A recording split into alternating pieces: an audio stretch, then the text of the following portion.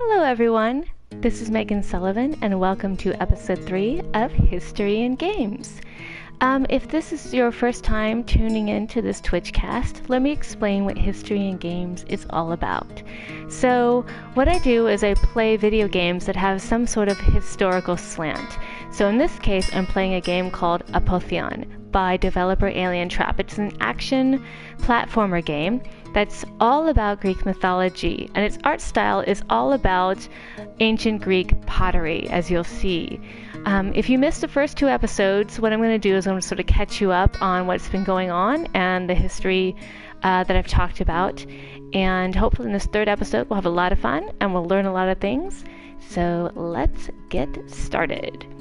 All right, so we're going to continue the campaign. And I have to warn you, Apotheon PlayStation 4 has a tendency to crash a lot. That is the report that I am getting from different people. So if I go off air, please be patient because I will immediately try to get back on, but it might take up to 5 minutes to do so, but hopefully that won't be the case. So let's go ahead and get started.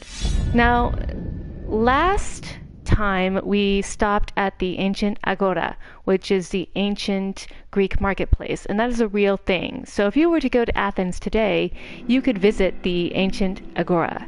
And it's very well preserved. It's the ancient marketplace where people went to get news, to buy food, to buy items for their house, and to socialize or even get an education. Although the academy, the famous academy that you know from Plato, was actually a little bit outside of Athens, inside the Agora, the public marketplace. And you can see there's food above me, and there are people that are sort of gathering around, and there's a guy who's playing a lyre, a harp. Now, if I wanted to, I could take my weapon and I could start wrecking things. And if I did that, I would get health and shield benefits. However, if I walk a little bit to my right or left, maybe not. Oh, this would be great if I could start chaos. Oh, there he is. If you see up there, you see a guard. And he'll be watching me, so I can't make too much mischief in the public marketplace, because if I do, that guard will go after me. And I like that. I like that in this game you can't just start a commotion and not have any consequences.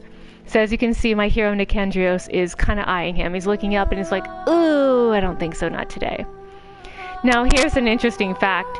So if we look at the art, it is very much like ancient Greek pottery from the Archaic period. The Archaic period in Greece is just before the classical period of ancient Greece. So when we think of ancient Greece, we think of the classical period. We think of the Parthenon. We think of Pericles. We think of Socrates and Aristotle, and we think of Sophocles, and we think of all of that. But the art is actually, in this game, is from a period way before then. And you can tell because it has these beautiful colors, these coal reds and golden yellows. You can tell by the style of the characters. They have these pinwheel joints and enigmatic expressions. And that was very much emblematic of the archaic art style. Now, you're thinking, how do you know this? I mean, how do you know this? You're just pulling this out of your hat. Nope. In fact, I showed this on my first broadcast, but I'll show you where I'm getting my resources from. I love ancient Greek anything, and I have over 120 books on the subject. And one of the resources I'm going to be using throughout this broadcast is this first one. I don't know how well you can see it, but it's called The Colors of Clay. And it's a beautiful coffee table book by Beth Cohen, and it's all about ancient Greek pottery. And it has over 300 pages dedicated to each piece of ancient Greek pottery. And a lot of this pottery ends up in this game. So for example, here is a picture. I don't know how well you can see it, but here's a picture I showed in my first broadcast of Athena. And you can see that she's got her shield, and you can't see it quite as well because there's a bit of a glare, but you can see she's got her spear as well. And it's a prize amphora. And athletes would win this beautiful piece of pottery that held sacred olive oil, because of course the olive tree was sacred to Athena and was very coveted, because expensive olive oil even today is quite coveted. And so athletes would win this valuable jar. And on the one hand, you would have Athena, and then on the other hand, you would have, I don't know how well you can see this at all, but you have this 4-horse chariot event where an athlete would jump in and out of the chariot cab while the horses went around a very tightly wound track. And it was a very tricky thing. You had to be very athletic and you had to be very lucky to win this race. But if you did, you not only got the kudos that modern sports stars get today, but you got this beautiful piece of art that proved how athletic you were and proved what a hero you were. So that's one of the resources that I'm going to be using throughout this game. All right. So again, we are in the public market. Currently, Nicandrios has a shield on him. You can see the shield. Now, I don't have any weapons on him because I don't want to accidentally break any of my weapons. If you use a weapon often enough, it will eventually break. So we don't want that. We're going to go into the marketplace, the public marketplace. Didn't You much see, care for them. sorry about that, dude. That kind of sucks. All right, so let's go over here. And here's a weapon merchant right off the bat. Looking for some personal protection? Can't be too safe nowadays. True. All right, so here I can buy extra weapons, although I can find them in different amphora, different ancient vases.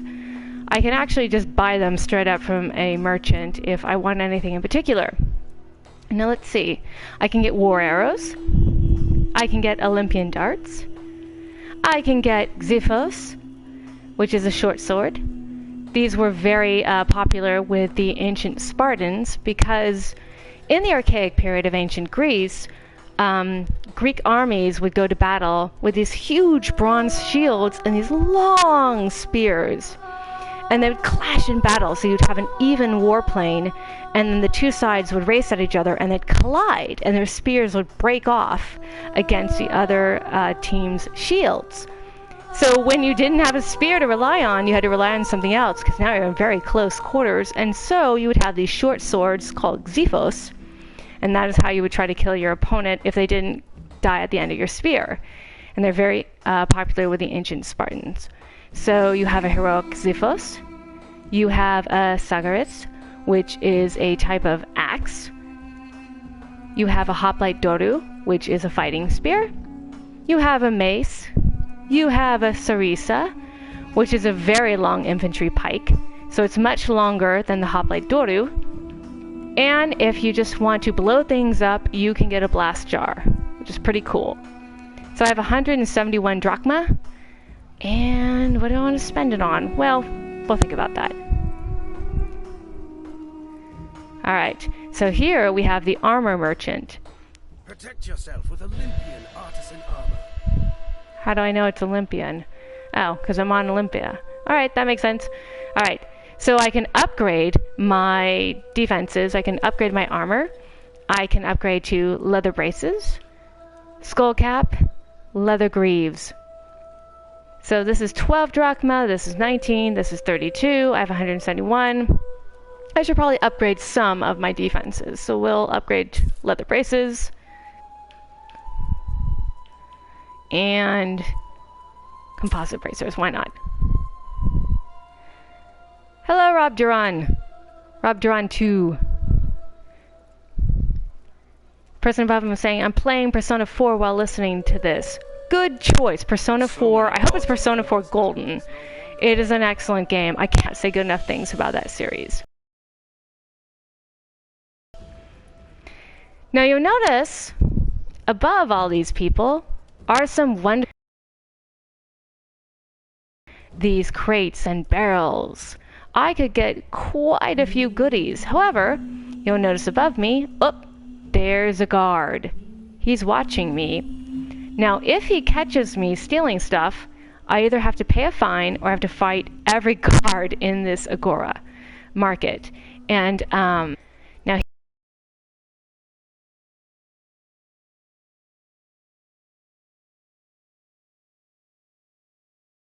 here we have an apothecary. Bring me the proper herbs and reagents, and I'll set to work on any potion you need. Good to know. Now, of course, as you can see, I can get healing potions, always important in every game ever. a repair kit, and what that will do is repair my defenses. So if you look on the very bottom, I have my health, which is 100% at 100, and then I have another bar, which is blue, and that is my shield defenses. And the truth is, I could get those repaired. I kind of need those repaired. And so if I get a repair kit, I can do that. And there's a repair kit recipe if I want to repair my shields on the go. There's an elixir of vigor recipe.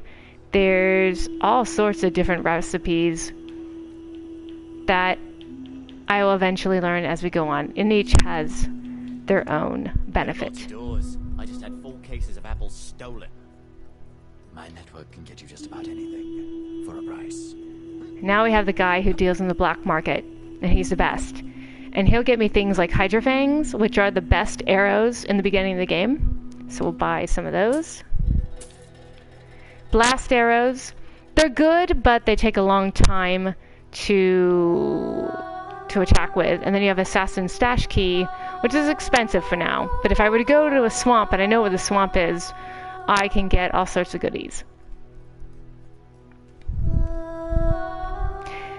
So, Megan, what got you into ancient Greek mythology? Well, when I was a little girl in 1st grade, they taught us Greek mythology. It was a requirement, and I loved it. I immediately loved the drama, the stories, and how every ancient Greek god had like a very distinct personality. I have many books on ancient Greek mythology, and in fact, I have right here a book on ancient Greek religion, which doesn't just go into the mythology, but actually the way that the ancient Greeks practiced their religion. And I'm going to bust that out in just a few moments, because what we're going to do is we're going to visit a few of the gods' palaces. I think that will be fun. Alright, now as you can see, there are objectives on the screen. So if I were to go to the local map, you'll see what my objectives are. So, if you're just tuning in, Apotheon is all about a mortal named Kandrios, who is saddled with fighting the gods in order to restore humanity's place in the world. The gods have basically abandoned humanity. They've taken away all their grain and everything that humanity needs to live, and humanity is basically duking them out amongst themselves. And so the Queen of